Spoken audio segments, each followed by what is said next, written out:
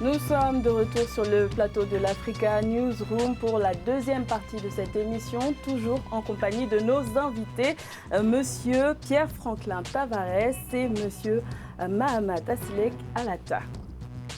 Et c'est l'heure de notre grand angle.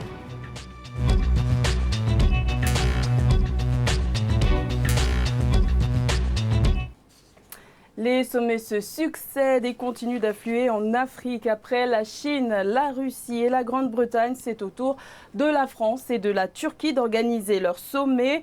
Les performances de croissance et les ressources naturelles sont les principaux éléments d'attraction. Les explications de cette frénésie autour de l'Afrique avec Ange Doménio. Les opérations de séduction n'en finissent pas. L'Afrique est sollicitée de part et d'autre. Après la Grande-Bretagne, la Chine et la Russie, c'est au tour de la France et de la Turquie de dérouler le tapis rouge.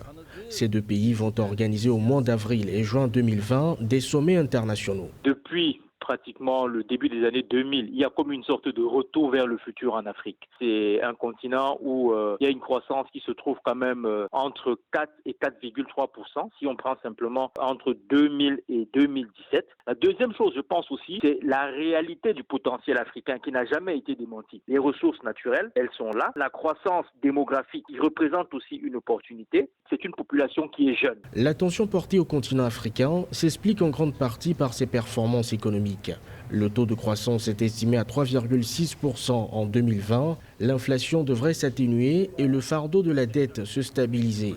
Les récentes découvertes de mannes pétrolières attirent également les grandes puissances. Il y a des possibilités. Il s'agit simplement de faire en sorte que ces possibilités sur le plan commercial, sur le plan de la sécurité, sur le plan de l'éducation, sur le plan des infrastructures, ne soient pas à sens unique et dans l'intérêt exclusif de nos partenaires. Il faudrait que dans cette nouvelle logique-là, que nous puissions faire en sorte que les balances commerciales africaines aussi profitent et que la transformation du continent et la distribution de la croissance dans toutes les strates de la société deviennent une réalité. L'Afrique est sans doute le continent de l'avenir, mais le rapport de force est loin d'être acquis avec le reste du monde. Les défis restent importants, surtout en matière de gouvernance et de gestion des ressources pour une répartition équitable des richesses. L'Afrique est très sollicitée, mais elle fait face à tant de convoitises. Et face à tant de convoitises, les pays africains ne devraient-ils pas être prudents, Monsieur Tavares ? Prudents, certainement, parce que, d'abord pour deux raisons. La première, c'est que vous avez indiqué qu'il y a une série de sommets depuis quelques années, mais en réalité, les sommets n'ont jamais cessé. C'est leur forme, le format qui a changé. Y compris du temps de la guerre froide. Vous aviez une partition en deux, et puis il y avait des sommets en fonction de cette partition. Aujourd'hui que la partition n'existe plus, les sommets prennent une forme plus continentale, si je puis dire. Et donc, par conséquent, il y a là comme un continuum, une constante de l'histoire moderne africaine. Ce qui m'inquiète, c'est que les sommets, jusqu'ici, n'ont pas apporté de solution réelle, que ce soit avec la France, vieille puissance coloniale, bientôt avec l'Angleterre, mais déjà dans le cas du Commonwealth, avec le Portugal, etc. Donc par conséquent, je reste moi extrêmement réservé sur la qualité de ces sommets-là, d'autant plus que, pour revenir sur la notion de format, j'ai préféré quand même que les chefs d'État, au lieu de s'aligner comme ça avant d'autres chefs d'État, qui sont sur le fond leurs homologues, même s'ils sont tous très fragiles, ils auraient pu négocier des formats différents, pour ne pas comme ça donner le sentiment, et c'est une vieille image, c'est une vieille représentation de l'Afrique, que cette image de soumission. Et moi, c'est cela qui me dérange. Et c'est une soumission qui, pour l'instant, n'apporte rien, et je serais un peu plus réservé que votre journaliste. Je dirais simplement que 4% de croissance, c'est pas ça le fondamental. La raison première pour laquelle tous s'accordent à s'intéresser à l'Afrique, c'est qu'on sait que dans les projections démographiques, on a, à l'échelle de 25 ans, à peu près 600 millions d'Africains qui devraient appartenir à la classe moyenne, en termes de ressources, de comportement, et qui par conséquent offrent une perspective, et voire un décalage. Les Turcs, les Américains, les Anglais, tout ce qu'on veut ont cette vision-là. Alata, vous partagez aussi cet avis ? Moi, légèrement, pas tout à fait, mais légèrement, de façon nuancée. Moi, je suis pour carrément qu'on revoie les formes de coopération. Comme vous l'avez dit, les sommets n'ont pas changé. Hein. Les sommets, il y a toujours eu, on en entend, CPE, CE, etc. Rien n'a changé. Par contre, tous ceux qui élaborent ces projets de coopération, de sommet avec l'Afrique, puisque maintenant l'Afrique est devenue la convoitise de tout le monde, on parle de... c'est le continent de la jeunesse. Mais est-ce qu'on est allé toucher du doigt le problème même des Africains? Est-ce qu'on s'est demandé, on a un cas concret qui est le problème de l'immigration dont tout le monde en parle, cette jeunesse africaine est en train de partir vers l'Occident, mais ailleurs. Pourquoi? Est-ce qu'on se pose les vraies questions? Est-ce qu'on s'est penché sur les problèmes de gouvernance? Justement, je vais rebondir sur ce que vous dites. Dans ces sommets transcontinentaux, est-ce qu'il n'y a pas une forme d'exclusion? Parce qu'on s'intéresse surtout au cerveau, en fait. Mais est-ce qu'on s'intéresse vraiment aux problèmes des populations? Est-ce que tout le monde est pris, l'intérêt de tout le monde est pris dans ces sommets ou vous m'avez pris au volet, simplement, je n'ai pas fini. En plus, est-ce qu'on parle de droits de l'homme? Puisque tout ce monde-là est condescendant. Voilà, condescendant dans l'esprit de rapport de coopération avec les dictateurs qu'il y a en Afrique. Quand on arrive, on fait des sommets, on ne pose pas les vrais problèmes. On pense scientifiquement, on parle diplomatiquement, mais on ne va pas à l'essentiel. Est-ce qu'on parle des problèmes de l'eau? Puisque dans certaines régions de l'Afrique, les gens n'ont pas de l'eau. Est-ce qu'on parle de problèmes de santé? Puisque aujourd'hui, ce qui est phare, la plupart des Africains vont se soigner à l'extérieur de leur pays. Est-ce qu'on parle d'éducation? Est-ce qu'on peut parler du sommet de Nancy, monsieur Tavares? Non, moi je pense que c'est un sommet de faible à fort. Il y a un problème d'équilibre dans le rapport de force. Il y a 54 faibles qui sont en face. Parmi les 54, quelques-uns qui ont pris de personnalité, mais qui affichent en général une faiblesse. Moi, c'est cela qui me dérange. C'est que, voyez-vous, quand les civilisations et les nations se rencontrent, elles sont précédées par la représentation qu'elles se forment d'elles-mêmes, qu'elles donnent aux autres, et celle que les autres ont. Je n'ai vu jusqu'ici, dans les 15 derniers sommets, rien de différent. C'eût été différent à l'époque. Parce que quand vous aviez des personnalités comme Jomo Kenyatta, Amilcar Cabral, Agostino Neto, c'était autre chose, y compris Senghor, c'était autre chose. Mais voilà, une autre vision. Hein. L'Afrique était défendue, tant bien que mal. Tandis que là, c'est au fond que l'affichage en matière de sécurité et de tout ce que M. Issalek a évoqué, une manifestation de la faiblesse africaine. C'est ce qui est le plus dérangeant au fond. Moi, je reviens encore à l'esprit terre à terre. Est-ce que dans un sommet, on peut regarder un chef d'État en face et lui dire, messieurs, chez vous, on donne des aides, cet argent-là, vous allez acheter des armes pour asseoir votre pouvoir, alors que vous avez une population qui a ça, en termes de lacunes et d'absence. Je ne pense pas. On ferme les yeux là-dessus, on vous, avec la presse, hein, on dit sommet France-Afrique, on enveloppe ça de façon franchement royale, et à la fin, ça accouche de quoi? Ça accouche que des déceptions. Après, on est surpris de voir que les gens sont frustrés, que les gens s'engendrent des rébellions, s'engendrent de l'immigration, que les gens veulent partir ailleurs. Moi, je pense qu'il faut se poser les vrais problèmes. Afrique, Turquie, France, Afrique, Angleterre, Afrique, ou je ne sais pas, paradis, Afrique, qu'on pose les vrais problèmes. Parce qu'après tout, on a un problème sérieux en Afrique qui est un problème de bonne gouvernance. Et tant que cela n'est pas réglé, on n'est pas sorti des problèmes. L'Afrique est une terre d'opportunités, mais est-ce que le continent, à lui seul, ne pourrait pas développer ces opportunités, c'est-à-dire faire un travail entre États et non pas aller chercher des partenaires extérieurs? Mais ça, comme il l'avait si bien dit, il faut avoir des chefs d'État visionnaires. Amilcar Cabral, tous ces chefs d'État post-indépendance. Donc là, tous les chefs d'État qui sont là ne sont pas visionnaires? Non, je ne dis pas tout le monde. Vous pouvez en trouver des exceptions. Mais dites-moi, je vais vous en citer une tonne. Prenons Idriss Déby, il est visionnaire. Prenons qui d'autre? Nkurunziza, tiens, puisqu'on en a parlé, il est visionnaire.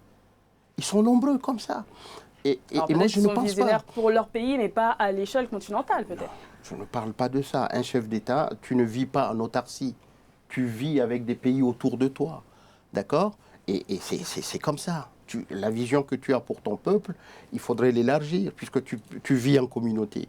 Sauf que nous n'avons pas, on n'a que des potentats. Et quand on a des potentats en face qui ont des règles uniques, il faudrait que les partenaires qui ne viennent pas pour les beaux yeux de ces chefs d'État, qui viennent parce que l'Afrique a des richesses et qui les intéressent. Point barre.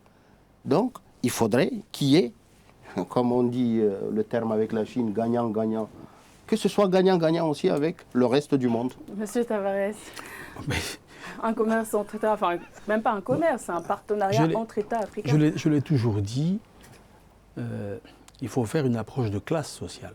Absolument. Vous n'avez pas de classe industrieuse.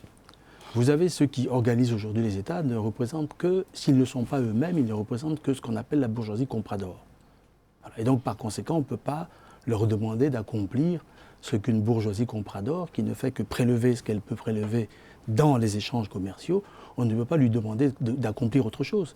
C'est pour ça que, ou alors on a des êtres exceptionnels qui sont capables d'imaginer, au-delà des faiblesses structurelles de l'économie, des classes sociales, etc., qui sont capables d'imaginer des théories, des doctrines qui soulèvent leur peuple, qui prennent sous leurs aisselles leur peuple. Ou ça, ou alors nous continuons avec ces bourgeoisies compradors qui sont heureuses d'afficher des taux de croissance exceptionnels, mais dont on sait qu'elles ne bénéficient pas à nos peuples, en tous les cas aux peuples africains. C'est cela le vrai problème. Je pense qu'il y a là un positionnement de la bourgeoisie africaine comprador qui ne peut pas donner plus que ce qu'elle fait maintenant. Oui, je vais aller dans le même sens, problème de classe. Vous savez, je vais donner un exemple. Il y a eu juste une réunion CAC de l'Afrique centrale qui renfermait des chefs d'État. Il y avait un micro-trottoir qui interrogeait les habitants, que ce soit de la ville et du monde rural.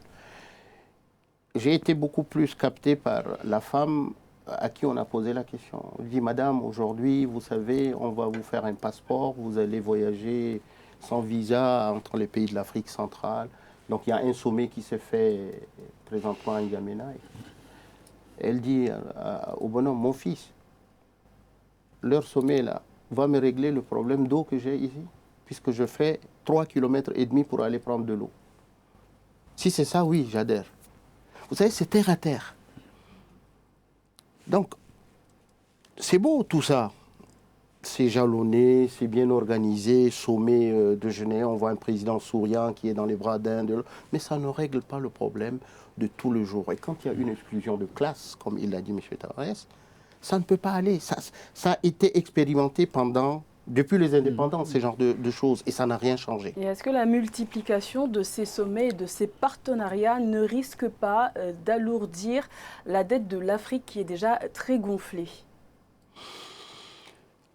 Vous savez, l'un ne va pas sans l'autre. Pourquoi l'Afrique est endettée ? Cet argent, soi-disant, puisque c'est par ces genres de sommets que cet argent a été débloqué.